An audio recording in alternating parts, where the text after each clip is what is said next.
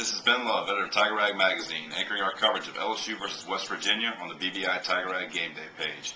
The Tigers and Mountaineers will kick off at 7:12 Eastern Time Saturday night. It'll be a matchup of two top 16 teams, something that LSU's been getting used to this year. When they take on the Mountaineers defense, we're going to be looking at LSU's offense and how they're going to fare in that matchup. West Virginia, let's look at their personnel first. Defensive end Bruce Irvin's the one that really stands out. Although not technically a starter at the beginning of last season, he really burst onto the scene with 14 sacks, which is second overall in the nation.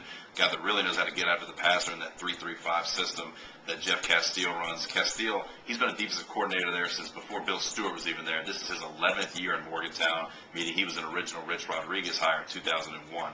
So Irvin will anchor that front three. The linebackers, there's not too many that are terribly notable. Tajee Good is one of them that you're going to have to remember. In the back, it's the back five, much like LSU's back five, that kind of does the most damage for that Mountaineer defense. The two leading tacklers for the team are cornerback Pat Miller and safety Darwin Cook, a 5'11", 201-pound sophomore who really is more of a blitzer. You'll see him more toward the line of scrimmage than you will the other two safeties for West Virginia. It's a defense that's predicated on speed and blitzing from different angles. And a lot of the ways that LSU uses its dimes and Mustang packages to create different three-man fronts than its usual 4-3 and to create different blitzing angles that the offensive lines have to get used to.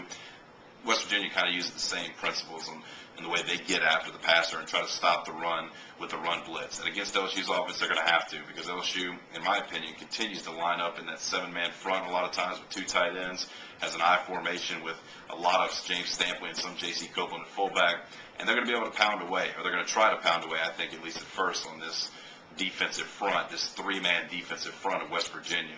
So to me, I think you look at the offensive line with Chris Falk coming back at left tackle. He began practicing again on Wednesday with this team after missing some time with a lower right foot injury, foot or ankle. We never really were given clarification, but it looks like Falk is back on the left side.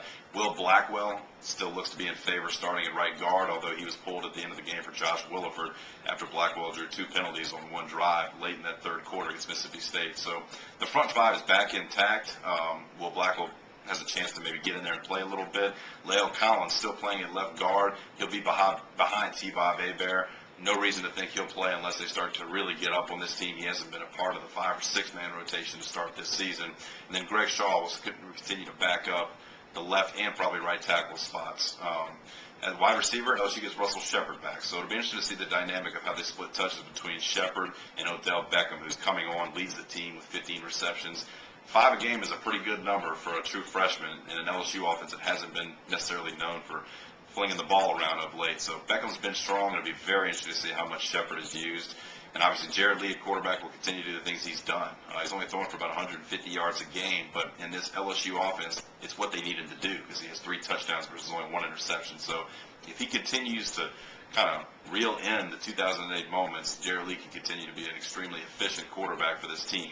With that said, Maryland and that Gary Crowton offense, I know LSU fans love to hear that name, they had a lot of success throwing it on West Virginia. Should LSU want to replicate that, or if they get in situations where they have to pass, this isn't a defense they should be necessarily fearsome. Should be feared of, rather, I should say, is from a defensive rush standpoint, if they can kind of keep Irvin down. And also the secondary doesn't return a whole lot of players, so it should be a unit that if they have to pass, you would think that they can. So reporting for BBI Tiger Rag, this has been Love. Let us know up here if you have anything on the blog, and then down here, we'll look at the defense.